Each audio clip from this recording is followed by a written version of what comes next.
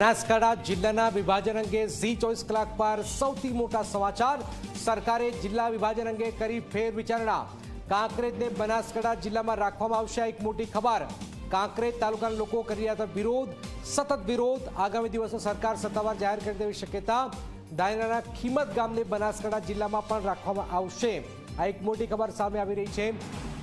20 જાન્યુઆરી પહેલા સરકાર જે છે સત્તાવાર જાહેરાત કરી દેશે। કાંકરેજ તાલુકાના લોકો સતત જે વિરોધ કરી રહ્યા છે એ વિરોધના કારણે આખરે આ નિર્ણય લેવામાં આવ્યો હોઈ શકે છે। હિતલ જોડે, હિતલ, આ સત્તાવાર જાહેરાત છે કે હજુ બાકી છે સત્તાવાર જાહેરાત થતા?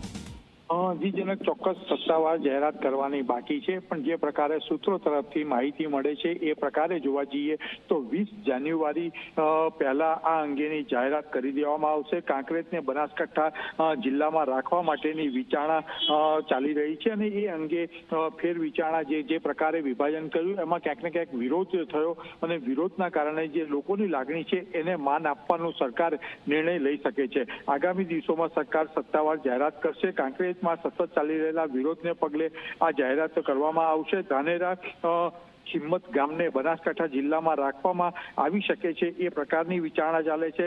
કાંકરેજ તાલુકાના કેટલાક ગામો અને થરાદમાં પણ રહેવાની માંગણી છે કે એ પ્રકારે લોકોની જે માંગણી છે એ પ્રકારે કાંકરેજના કેટલાક ગામોને ધાનેરામાં સમાવેશ કરવામાં આવે અને કાંકરેજને બનાસકાંઠામાં સમાવેશ કરવામાં આવે તેવી સંપૂર્ણ શક્યતાઓ અત્યારે જોવામાં આવી છે। જો કે સરકાર સત્તાવાર જાહેરાત 20 જાન્યુઆરી પહેલા કરે તેવી સંભાવનાઓ જોવામાં આવી રહી છે। જી બિલકુલ બિલકુલ, આભાર હિતલ। એક મોટી ખબર હાલમાં આપી રહ્યા છે સરકાર જે કાંકરેજમાં જે સતત વિરોધ પ્રદર્શન થયું છે એ અંતર્ગત બનાસકાંઠામાં જ કાંકરેજ રાખવા માટે સત્તાવાર જાહેરાત આગામી સમયમાં કરી શકે છે।